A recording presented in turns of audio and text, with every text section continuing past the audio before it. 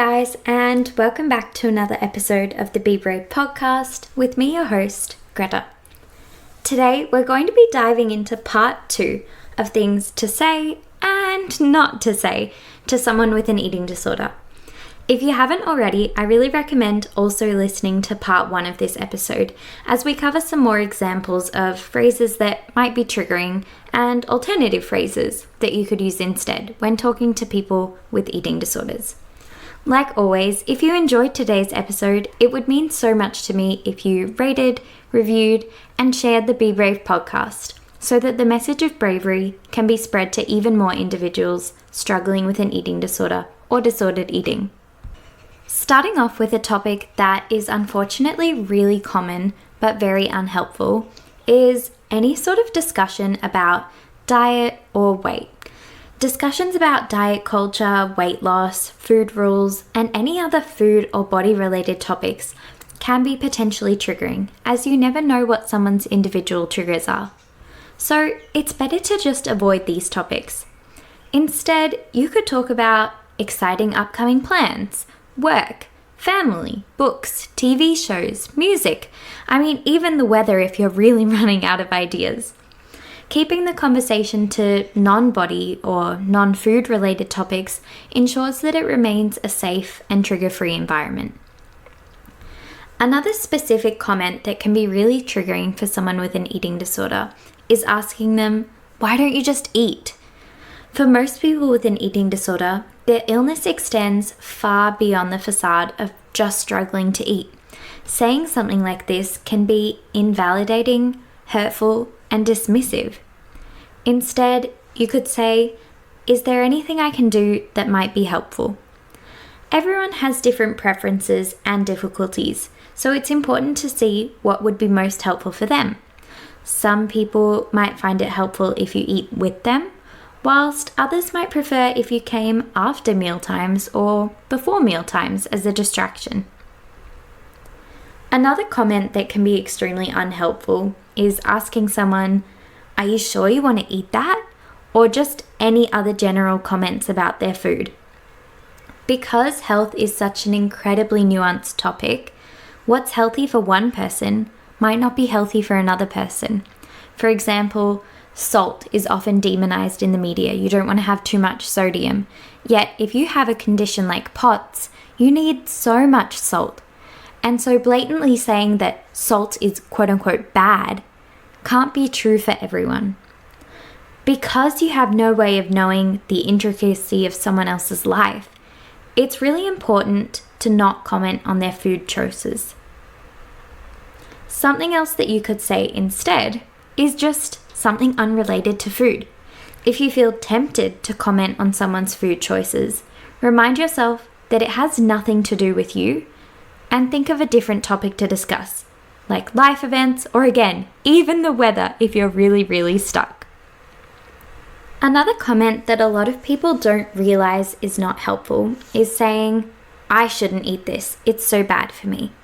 People often think because they're talking about themselves, their own body or their own food choice, that it doesn't relate to the other person.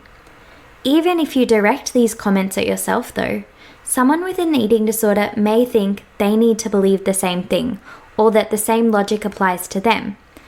This could then cause further reinforcement of the idea that some foods are good and some foods are bad. Instead, you could say, "I love this food because it gives me energy," or "I love this food because I have such good memories of eating it with my family," or "I love this food because it tastes so nice."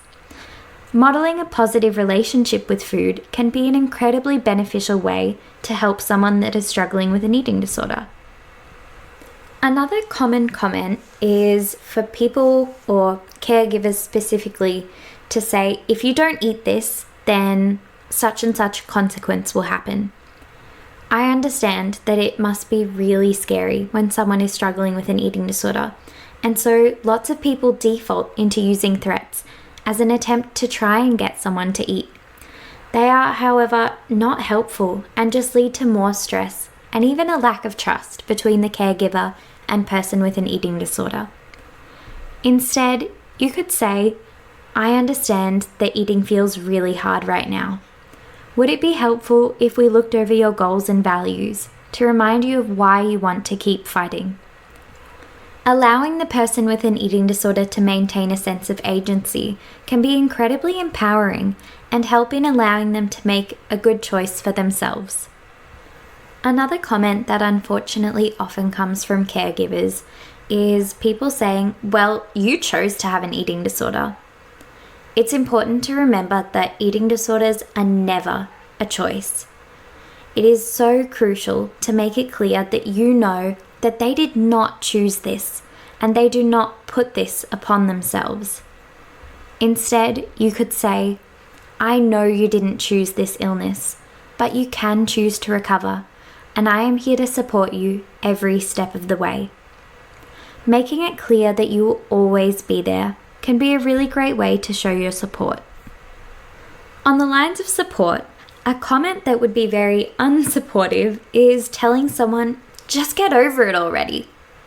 Eating disorders are deadly mental illnesses that take an insurmountable amount of strength to overcome. It's not as simple as just getting over it. Instead of this, you could say, I know recovery won't be easy, but you are so brave and so strong, and I believe in you. Reminding the individual how brave they are and that they are really and truly capable of recovery can be empowering and supportive. I know that today we touched on a lot of comments to avoid, but I hope that you can keep the alternative comments in mind.